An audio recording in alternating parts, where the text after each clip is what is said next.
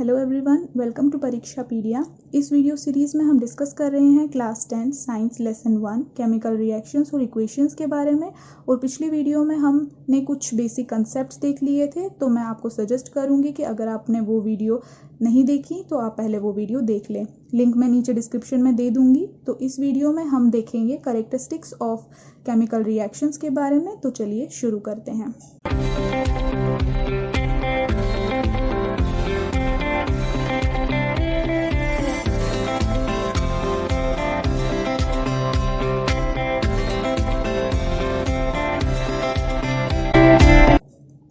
Characteristics of a chemical reaction. तो जैसा हमने देखा है कि एक केमिकल रिएक्शन में हमेशा एक नया सब्सटेंस फॉर्म होगा, कुछ केमिकल ट्रांसफॉर्मेशंस होगी, मतलब हमेशा कोई ना कोई चेंजेस जो होंगी वो आपको नोटिस में आएंगी एक केमिकल रिएक्शन में। इन्हीं चेंजेस को आप कैरेक्टरिस्टिक्स बोलते हैं एक केमिकल रिएक्शन की। अब क्या क्या कैरेक्टरिस्टिक्स है एक केमिकल रिएक्शन की, चलिए देखते हैं। पहला है फॉर्मेशन ऑफ ए प्रेसिपिटेट। अब प्रेसिपिटेट होता क्या है? जब भी आप दो सॉल्यूशंस को आपस में मिक्स करते हैं तो उसकी वजह से आपके पास एक इनसॉल्यूबल सॉलिड जो है वो फॉर्म होता है, और इसी को आप एक प्रेसिपिटेट बोलते हैं। जैसे अगर सिल्वर नाइट्रेट सॉल्यूशन को आप मिक्स करते हैं सोडियम क्लोराइड सॉल्यूशन के साथ, तो आपके पास एक वाइट प्रेसिपिटेट फॉर्म होगा सिल्वर क्लोराइड का। ये सॉलिड होगा और ये इनसॉल्यूबल होगा। तो इसकी वजह से आपको एक चीज़ तो नोटिस में आ रही है कि इसमें कोई चेंज तो हुई है। क्या चेंज हुई है? एक प्रेसिपिटेट की फॉर्मेशन हुई है, और ये फॉर्मेशन जो है वो एक केमिकल रिएक्शन को रिप्रेजेंट कर रहा है। उसी तरीके से सेकेंड आपके पास आता है evolution of gas. Evolution of gas में क्या आता है कि जब भी आप कोई भी एक रिएक्शन ले जिसमें कि आपके पास जो एंड प्रोडक्ट होता है, एंड प्रोडक्ट मतलब दो रिएक्टेंट्स जो है जब आपस में रिएक्ट करते हैं, आपके पास जो भी एक प्रोडक्ट आता है, अगर कोई भी एक प्रोडक्ट जो है वो कोई भी एक गैस हो, चाहे वो हाइड्रोजन हो, ऑक्सीजन हो, कार्बन डाइऑक्साइड हो, कोई भी गैस हो, तो वो रिएक्शन जो है वो आपको बता रही है कि उसमें कुछ ना कुछ चेंज जो है वो आई है। क्या चेंज आई है? कि आपकी एक गैस जो है वो इवॉल्व हुई है, और ये एक केमिकल रिएक्शन को रिप्रेजेंट कर रहा है।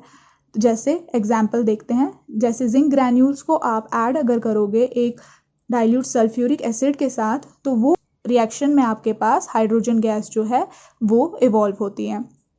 ये भी एक केमिकल रिएक्शन को रिप्रेजेंट कर रही है।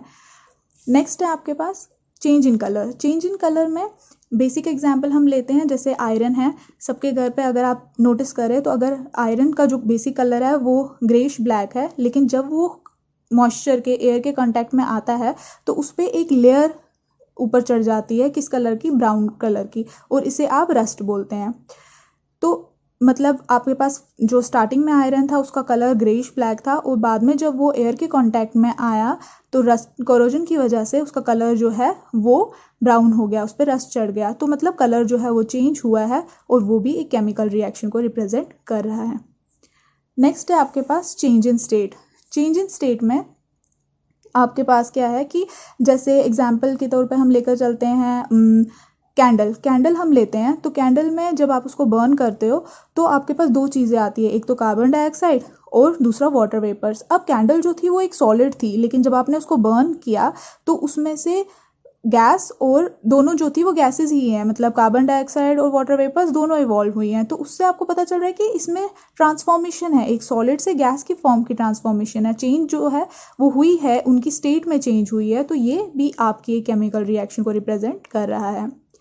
नेक्स्ट पॉइंट है आपके पास चेंज इन टेम्परेचर। अब कई सारी ऐसी केमिकल रिएक्शंस होती हैं जहाँ पर टेम्परेचर जो है वो चेंज होता है। जब भी रिएक्टेंट्स आपस में रिएक्ट करते हैं, टेम्परेचर बढ़ जाता है या टेम्परेचर कम हो जाता है। अब इसमें दो रिएक्शंस जो है कौन सी है वो हम देखते हैं। पहली है एक्सोथर्मिक रिएक्शंस। जैसा नाम बता रहा है एक्सो का मतलब होता है रिलीज। तो ये एक्सोथर्मिक रिएक्शंस वो रिएक्शंस होती है जहाँ पर कि आपकी जो हीट है वो रिलीज होती है, मतलब इवॉल्व होती है, और उस हीट के रिलीज की वजह से आपका टेम्परेचर जो है वो बढ़ जाता है। There is a rise in temperature. जैसे अगर आप एग्जाम्पल लें, एक आपने फ्लास्क लिया हुआ है और उसमें आपने सपोज डाइल्यूट सल्फ्यूरिक एसिड डाल दिया, और उसी डाइल्यूट सल्फ्यूरिक एसिड में आप जिंक ग्रैन्यूल्स को ऐड कर देते हो। छोटे छोटे जो है ये जिंक ग्रैन्यूल्स है जिनको आपने इसमें ऐड कर दिया। तो आप अगर इसको इस फ्लास्क को टच करके देखेंगे तो ये आपको बहुत गर्म लगेगा साइड से। क्यों? क्योंकि जब आपने जिंक ग्रैन्यूल्स को सल्फ्यूरिक एसिड के साथ ऐड कर दिया तो उसकी वजह से आपके पास टेम्परेचर जो है वो बहुत ज़्यादा इंक्रीज़ हो जाता है और आप उसको फ्लास्क को डायरेक्टली टच नहीं कर सकते, ये इतना ज़्यादा वार्म हो जाता है। और यहाँ पर जो हीट के साथ हाइड्रोजन गैस जो है वो भी इवॉल्व हो जाती है, तो इस रिएक्शन को आप एक्सोथर्मिक रिएक्शन बोलते हैं। एंडोथर्मिक रिएक्शन के बारे में अब हम देखते हैं। जो एंडोथर्मिक रिएक्शन है वो बिल्कुल अपोजिट है एक्सोथर्मिक के। एंडोथर्मिक रिएक्शन में हीट जो है वो एब्जॉर्ब हो जाती है और टेम्परेचर जो है वो कम हो जाता है। जैसे इसमें एग्जाम्पल से हम समझते हैं, कार्बन डाइसल्फाइड बनाने के लिए हमें 2 चीज़ें चाहिए, एक कार्बन और एक सल्फर। अब 1 मोल कार्बन डाइसल्फाइड बनाने के लिए आपको 1 मोल कार्बन और 2 मोल सल्फर रिक्वायर्ड है, और साथ ही साथ आपको हीट भी इसको देनी पड़ेगी, तब जाकर जो इसकी कार्बन डाइसल्फाइड की फॉर्मेशन होगी और इसमें जो एनर्जी होगी वो ज़्यादा होगी एज़ कम्पेयर टू कार्बन और सल्फर। आपको ये पता चला है कि हर एक केमिकल रिएक्शन में कुछ ना कुछ चेंजेस आती है और वो चेंजेस जो है वो उसकी कैरेक्टरिस्टिक्स को रिप्रेजेंट करती हैं। तो नेक्स्ट वीडियो में हम डिस्कस करेंगे केमिकल इक्वेशंस के बारे में और कैसे हम एक केमिकल इक्वेशन को बैलेंस करते हैं।